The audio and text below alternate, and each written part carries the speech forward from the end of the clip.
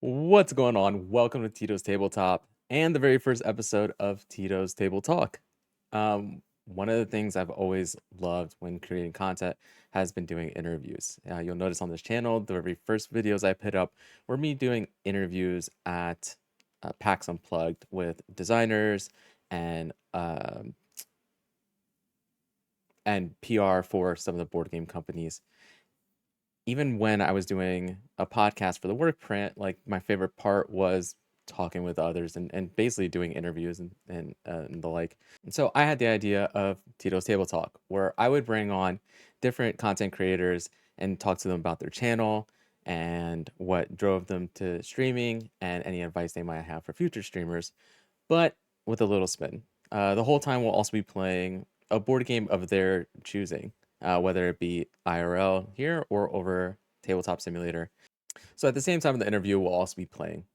So the other thing is I just wrapped up my fundraising for St. Jude through their St. Jude Play Live Challenge season. And I figured that why not in the very beginning focus on content creators who are also raising money for charities, whether it be St. Jude or others. So this very first episode, I asked somebody to be on that is also raising money for St. Jude and has been absolutely crushing it. So for this episode, we've got BeccaBeckery, and we're gonna be playing Dungeon Mayhem. Hey, what's going on, Becca? And welcome to the table. That only took me 3.5 minutes. Not too bad. Not the worst. For anybody watching the video, as far as you know, it only took me 45 seconds.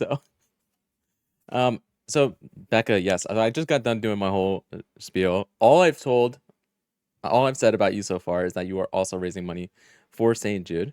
I also may or may not have called you an absolute legend, or said that you were crushing it. So we're telling lies now. So why don't you go ahead and introduce yourself and tell us a little bit about your channel. Okay. Well, my name is Becca, obviously, from my name. Uh, but my pronouns are she, they. My content usually is I fundraise for charity, usually St. Jude, all year round, while playing games. And I do also do some education on disabilities and the LGBTQIA plus community. As I myself am both queer and disabled. So yeah, that's pretty much it.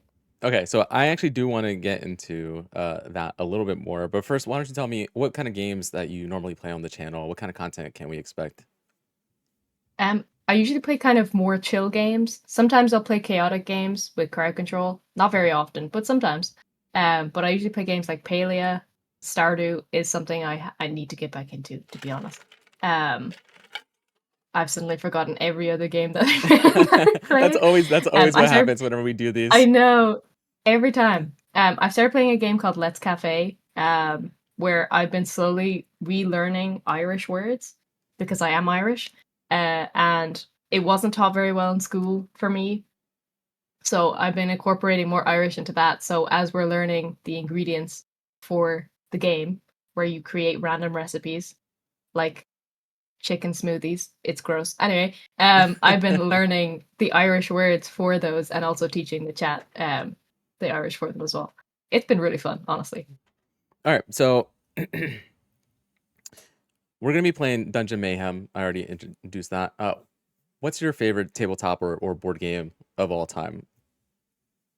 I think Dungeon Mayhem might actually be up there. I don't Okay, play them that's that awesome. often because I need to, but I don't play them that often, mostly because Mhm. the majority of my friends are in the US or Uh-huh. Canada. So usually by the time they are available to play games, I'm already in bed. Maybe. I'm in bed. I might not be asleep. I might just be Yeah, watching streams, I but was, I I'm was, at least in. I was literally gonna say that. I was like, I don't think time differences has ever stopped you from being active in people's streams. So this is my first time playing, so you're gonna have to bear with me. All right. So Gonna be good. in the very beginning, I hope so. I draw first, right, to start my turn. Yeah. Okay, I'll draw, and then I will pick one of these to play. Okay, so I would play this. And so this would be one Okay. attack and an extra turn, an extra card play, right? Yeah. Okay. then I'll play this one. I should have played it like Ooh, look this at though, that. right? But it's fine. I didn't. Oh, yeah, probably. It's fine. Okay, so that's another, or that's not another hit. That's just lets me play another card, and then Yep. I'll play this one and draw a Oh, card from what's the that? top of your deck. Oh, that works. Yeah. Okay. Ooh, I'm glad I took that and then give that to you. All right, and then I will pass it over to you. Okay. Dope. Okay, so while you're doing, see, you notice I didn't ask any questions while I was trying to think about strategy and stuff like that. Yep. So while you're thinking about what you're gonna do, how long have you been streaming for? I've been creating content for 13 years in July. That's So I that's. actually started streaming originally on another website called YouNow, Mm-hmm. which we don't talk about the YouNow days. Uh, I did not like that, but I started creating content there, and then I switched to Twitch in 2018.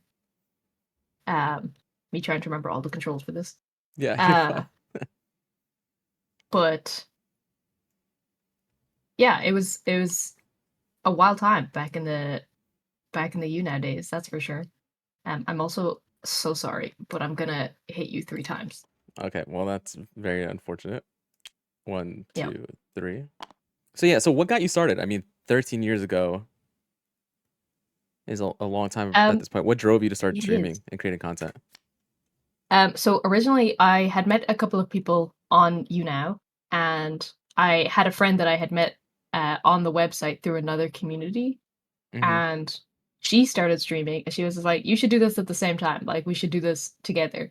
And at the time on YouNow, very similar to Twitch, where you could stream in categories, but at the time, you could only one person could stream in that category at a time, and everyone else who wanted to stream had to queue up. So it was basically one person would stream. There was also a dislike button. So if one person wanted to stream, like say at the time it was Dan and Phil, Uh-huh. if they wanted to stream in a category, they would queue up and everyone would just dislike everyone else off until they were next. And I hated it. Thankfully that's changed now. Okay, that's insane. But that was when I originally started, and I got disliked off so fast because I just happened to I just happened to stream at the same time as Dan and Phil wanted to stream. Um, but then they got rid of that, thankfully, and I started doing a lot more. And I started originally doing art.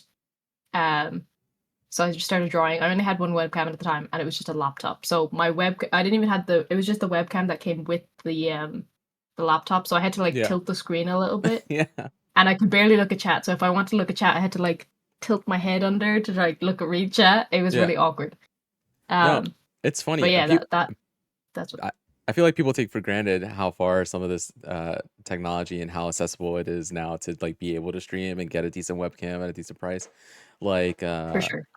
I mean, I know there's so many people that I've talked to who are like, yeah, when they first started streaming, they just had their camera pointed at their monitor to capture the game footage, instead of having an actual Yeah. capture card. Or, I mean, oh God, when I used to make, I don't think you can find them anymore. I think I delisted them.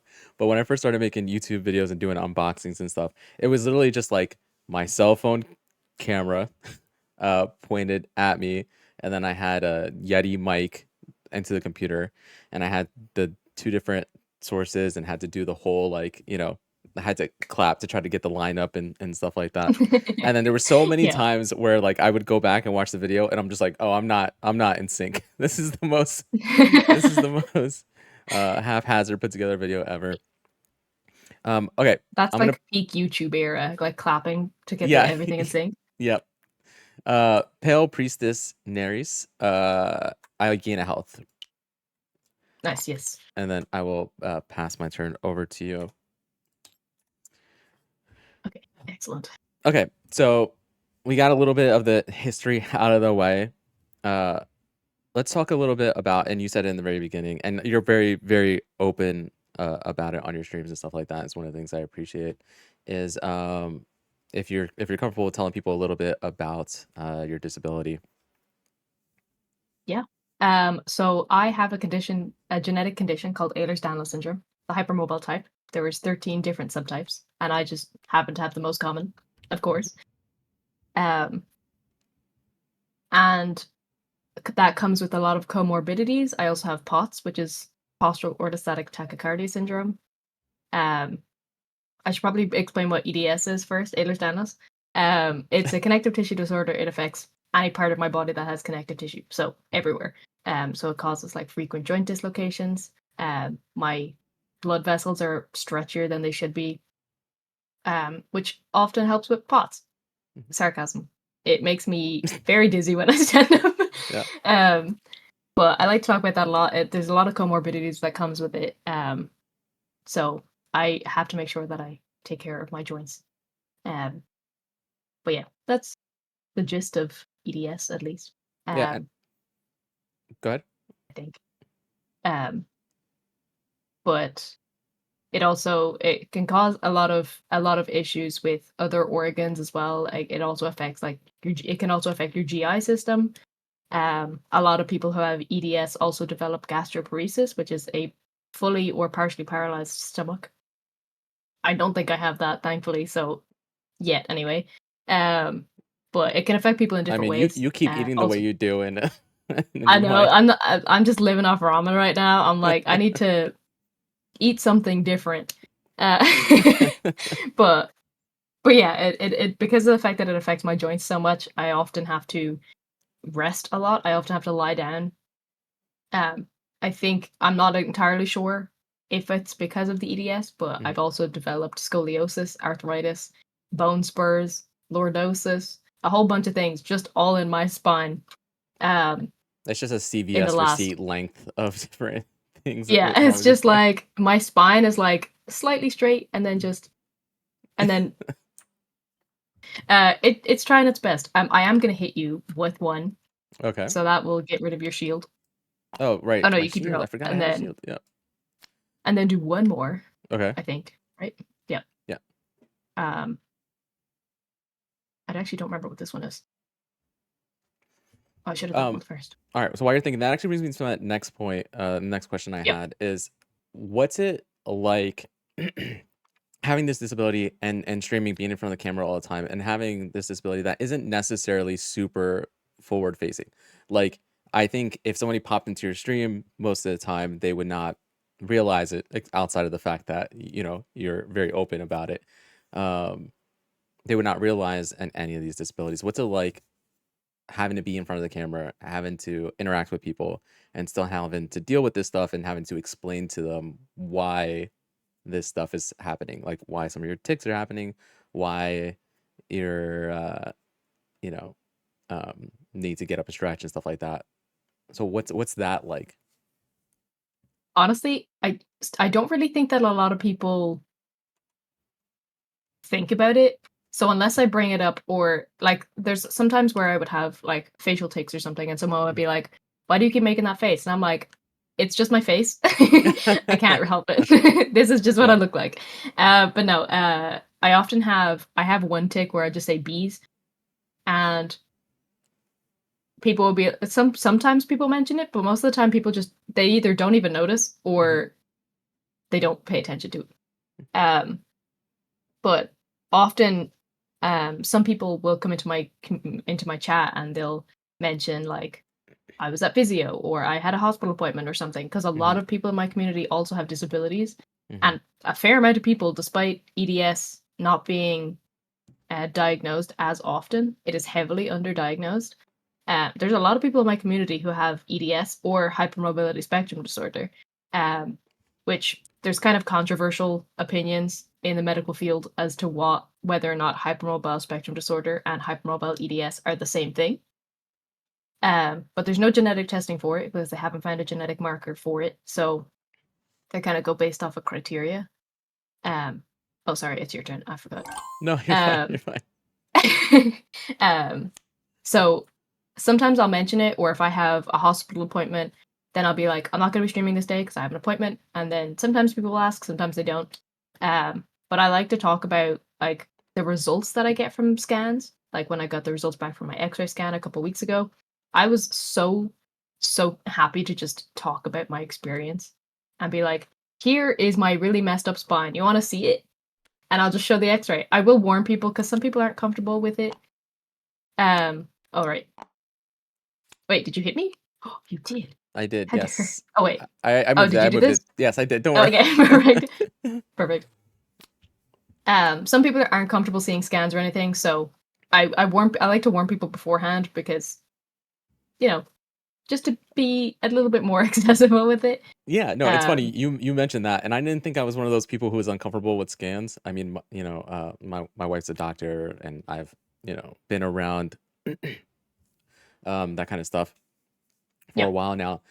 But then you did show your scan on stream when I was in there one time, and I you described it earlier, and it was your spine, and you have the longest neck in the whole world, so it was just long and straight for a while, and it's just like, and I'm like, oh, this is totally fine, it's just a normal scan, and then all of a sudden it went to overcooked noodle, and it was just like this, and I was like, oh, that, I don't know why, but that all of a sudden uh made my stomach jump a little bit. You hit me for two? yeah. I Yeah. already do. Oh, you did. Okay, perfect. um did I forget to do this? I did. You All did. right, there we go, back to me. um so then, how does it affect your actual streaming? I mean, obviously you mentioned earlier having to get up and stretch and stuff like that. But Yeah. my question is more along the lines of, outside of the physical, does it ever weigh on you being like, I just can't get on stream right now? Like, Sometimes, yeah. yeah. There's like when I started streaming, especially when I started on streaming on Twitch, because when I streamed on YouNow, I didn't really have a lot of the issues that I have now. Like my collarbones, for example. This might be gross to some people or weird out to some people, but my collarbones have been dislocating since I was 8, 7, maybe 8 years old. So I'm very used to it, but a lot of people Hmm. wouldn't be. Um, but then when I in 2016, so 2 years before I switched to streaming on Twitch, I got the shingles while I was in the US for the first time, and it just Sorry for spiraled that. my entire physical health out of.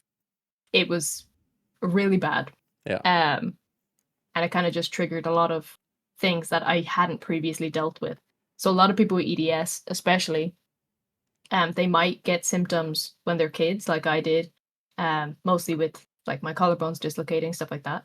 Um, but then other people, even though they would have the condition, they may not necessarily have symptoms of it until something like that happens, like the shingles, where it directly attacks your nerves.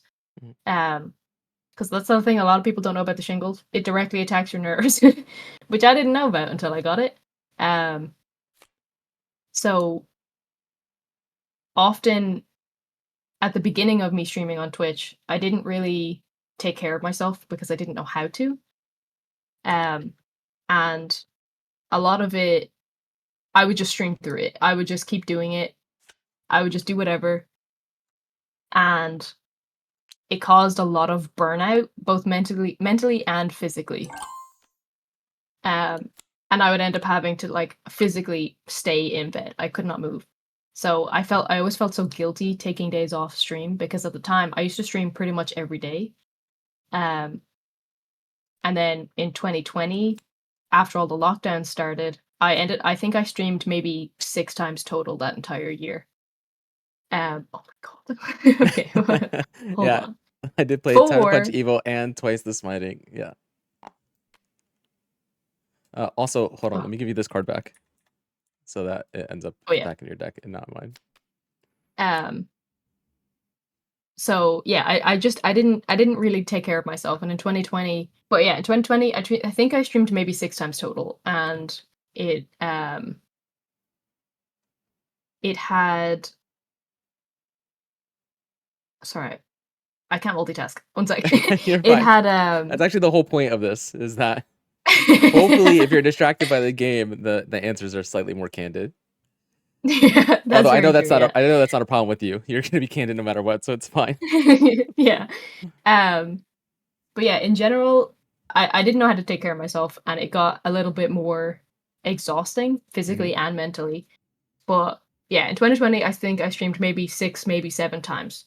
And then because I just didn't want to stream. I would constantly put off streams, and I would constantly be like, I can't stream today. I'll maybe next time.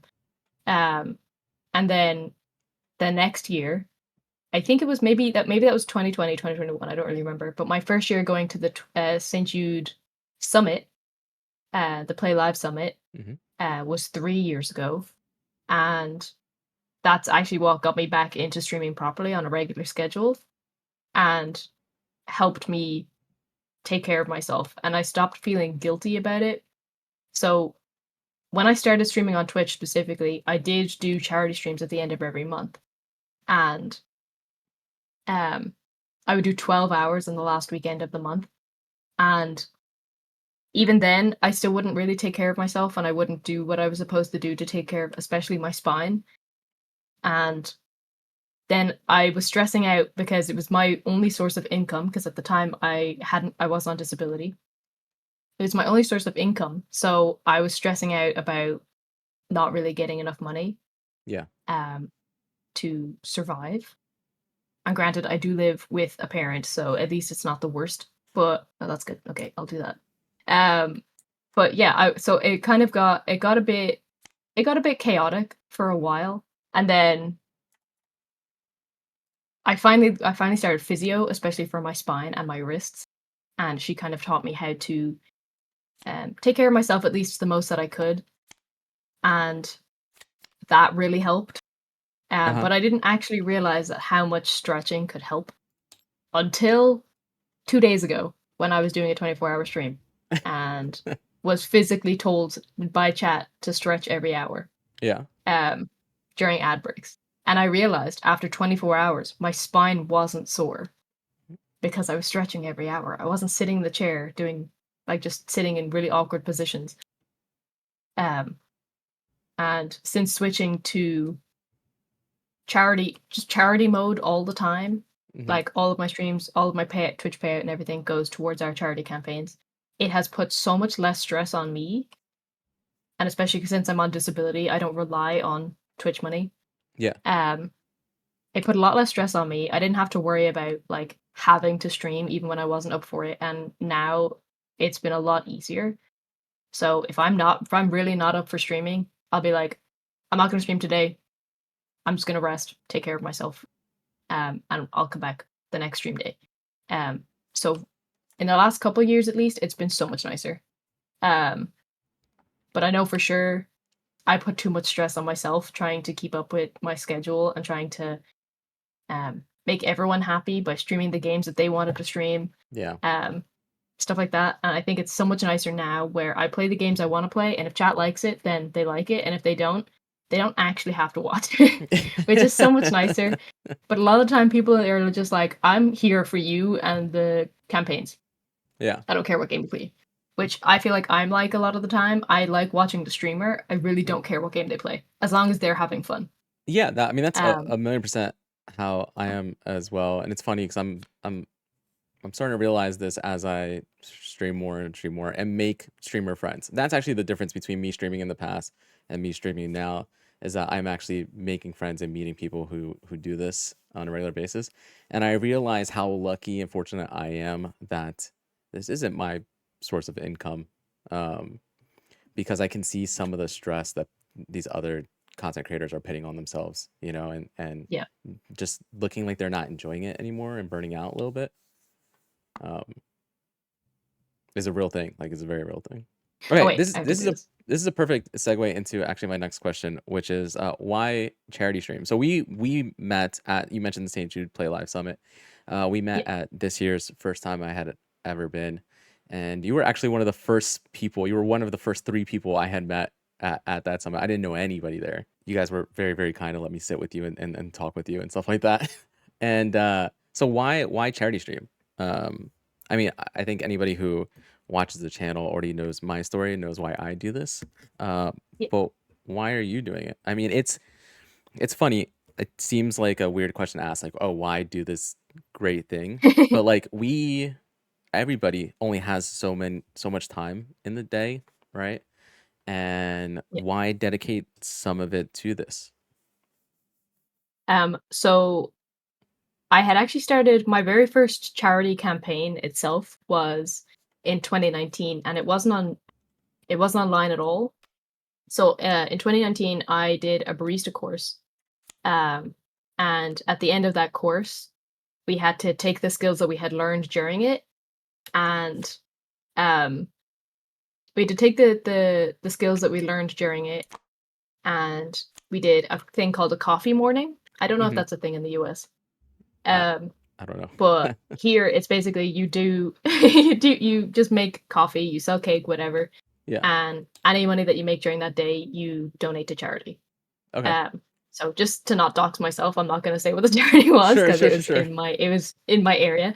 Yeah. Um, and I think at that point we had raised about 600 euro, just a little over 600 euro, and um, I was already streaming at that point, so I was like, this could be really cool to do on stream. Not necessarily make coffee and sell cake because that would be kind of impossible to do online, but um, I didn't know about Tiltify at the time, so um I had originally started just fundraising for an Irish charity called Enable Ireland, which is for uh disabilities. It's to help disabled people. Mm-hmm. And um originally, because I hadn't heard of Tiltify before, and it was any donations that I had received through PayPal. And once I donated that, I think we had raised just a little over 100 euro. And when I donated it, PayPal took so much of it. Yeah. And I was so sad about it because I was like, people donated because that was meant to be for the charity. And then PayPal took half of it almost, Mm-hmm. um, because of fees and everything. And then somebody told me about Tiltify. So I started using Tiltify after that. And we started raising money every single month, the last weekend of every month, since then. And we would originally do a different charity every single month. And yeah, that's how it originally started. I think for St. Jude specifically, um, is slightly more of a sadder story.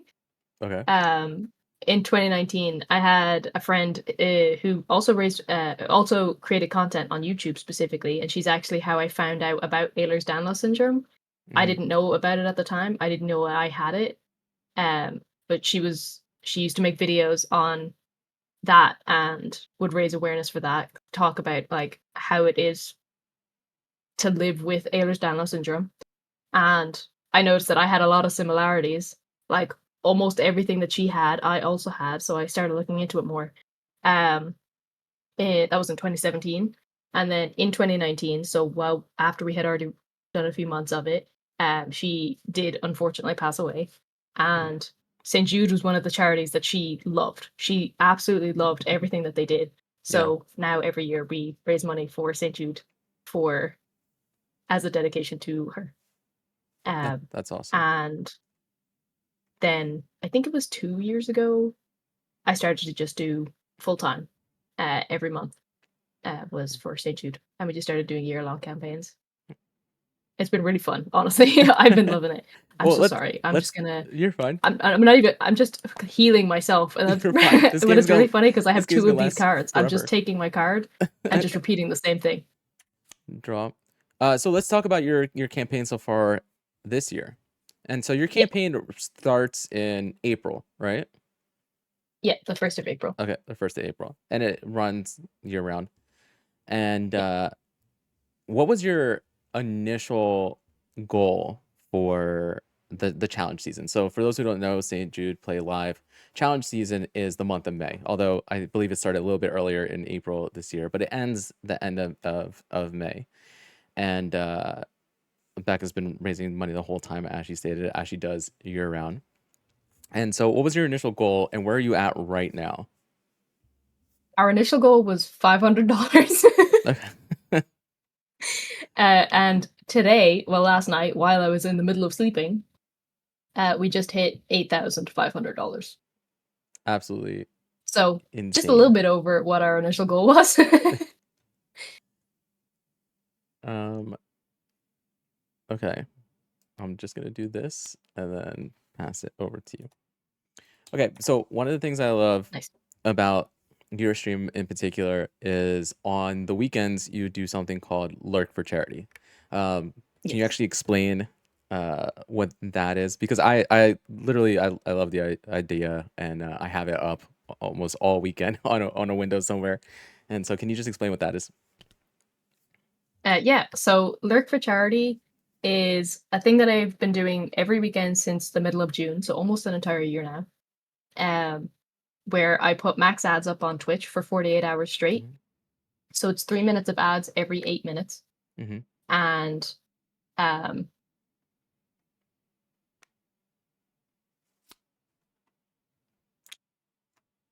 uh so sorry.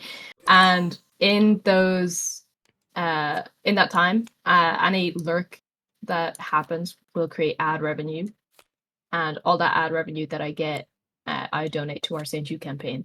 And the reason why I started it was because since the beginning of me creating content and raising money, people have always been like, there's always going to be one person who would come in and be like, I'm really sorry I can't donate. Or they'd be like, I'm really sorry, this is all I can donate. And I felt so bad that people felt pressured that they couldn't donate.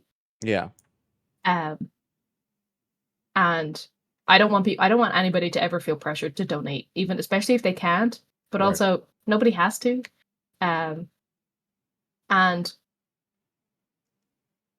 wait, sorry, did you already go? I did. Yeah. Okay. Um, I just realized I only have 3 cards, which means I didn't pick up one the last time either. You're fine. You can pick up two now. It's fine. um, so yeah, I created it specifically for people who can't donate or just don't want to. So that way they are able to financially contribute to our goal, so they can feel like a part of us reaching that goal, without actually having to spend any money. Um, and that was something that was really huge for me, especially during the beginning of the pandemic. Everyone, like, so many people were losing their jobs, they weren't able to work, so they Mm. couldn't donate. And um, the Lurk for Charity, alongside some of the sponsorship games that I do, um, they're completely free ways for people to be able to financially contribute without actually having to spend any money. So I think since June last year, just from mostly ad revenue, sometimes it's subs as well, but mostly ad revenue, Mm-hmm. um, I think we've raised almost 4K, $4,000 just from ad revenue, which is huge. And That's huge. Yeah. I love it so much. Um, because it means that people can still feel like they're part of us reaching that goal. Because I think we've just hit altogether, we've just hit 27,000 total raised for St. Jude, um, since 2019. So honestly, it's been really fun just being able to reach those goals, and for people to be able to be like, I've been able to contribute to this. That noise scares me every time. um. Okay. So you mentioned that you've already hit $8,500. And you just got done doing a 24-hour stream. What's the kind of things that people can expect during these? What kind of incentives do you run? Because everybody does something different, right? You've got the Yeah, psychopaths who are eating Fiery Five jelly beans and destroying their insides for yeah, charity, like while some people, playing. yeah. And then you've got people who are slightly more low key and they have like art incentives, and you have people who do a mix of that stuff. So what kind of stuff can people expect out of your campaigns and stuff like that for incentives? So I try to come up with different things every year, which is very difficult to do. Mm-hmm. So one thing that I'm very grateful for is that a lot of the Saint G Play Live people who are fundraising are just like, here is my list of incentives. Absolutely feel free to take whatever you want from that. Yeah. Yeah. Which I love so much.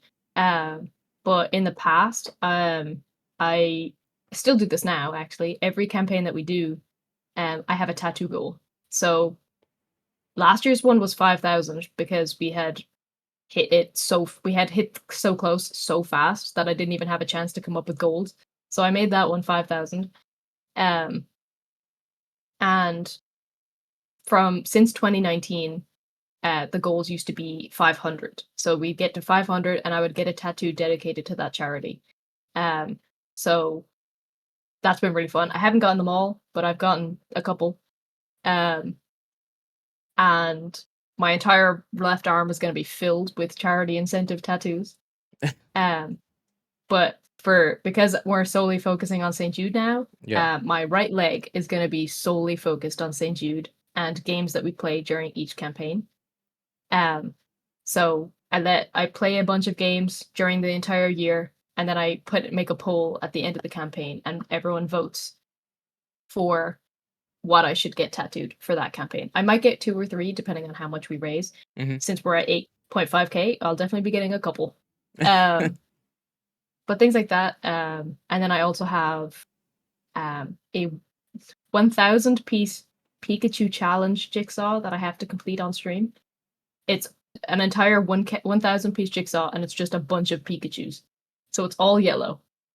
Um, so You're that's not going to you're be a not doing really that interesting one to on do. in one stream, right? Because 24 hours is not going to be enough. No, I think at one point, because I start college this year, I'm Yeah. going to be hopefully having a different setup so I can have a camera, like an overhead camera that I can just have on there. Yeah. And then maybe like once a week or something, we'll like do a longer stream where I'll just be Mhm. doing that jigsaw. That way I Okay. can actually get some sleep. I was originally going to do it so I would have to stream the entire thing and not end stream until I complete it. Yeah. But college is might get in the way with that. So Yes, of course. Priorities, priorities. It's also cool because yeah. you mentioned Lurk for Charity, and most of the time it is just your Lurk for Charity graphic and lo-fi music playing in the background. But then there are times Yep. where you'll see a little window pop up of gameplay and stuff like that. So it's definitely something that where you could just have the overhead cam on screen during Lurk for Charity, and maybe Yeah. sometimes a hand pops in and a piece is placed. Like, um, Yeah, exactly. okay. So another question I have is, what's one piece of advice, just a little retrospective, that you would give yourself, starting, back when you first started out, if you could go back in time and tell young Becca, um, what's one piece of advice you would give her? And then what's one piece of advice that you would give to anybody who's thinking about doing charity streams or trying to raise money for a charity, whether it be St. Jude or anything else? I already know this immediately for myself. I would Hmm. tell myself to take care of my spine, Hmm.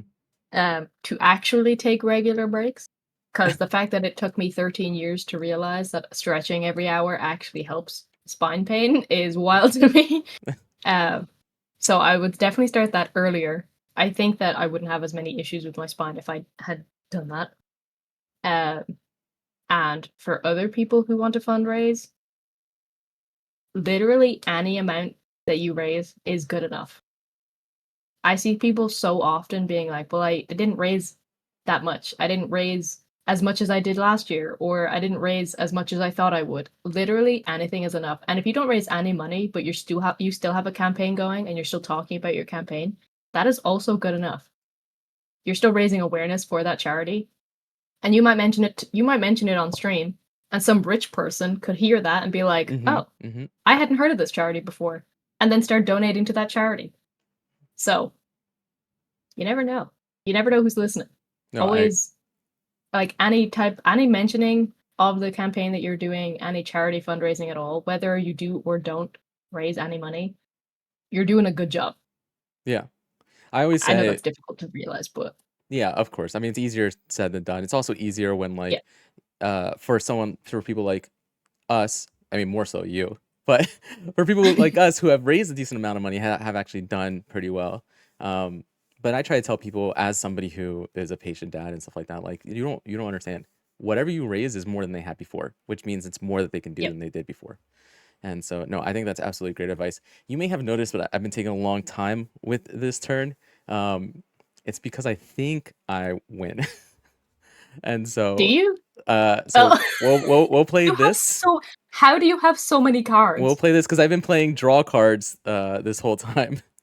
So we'll play Justice Waits for No One, which allows me to have play two more cards. Yeah. This will be the first card I play, which Oh, means what that is we that will one? switch health. Oh my god. And so you'll go down to 3. I'll go up to 9. I appreciate you playing all those healing cards. Uh, then I will play this one, which gives 1 more damage to hit cards I play, but also allows me to play one more card. And then this will do 3 damage, and Oh my god.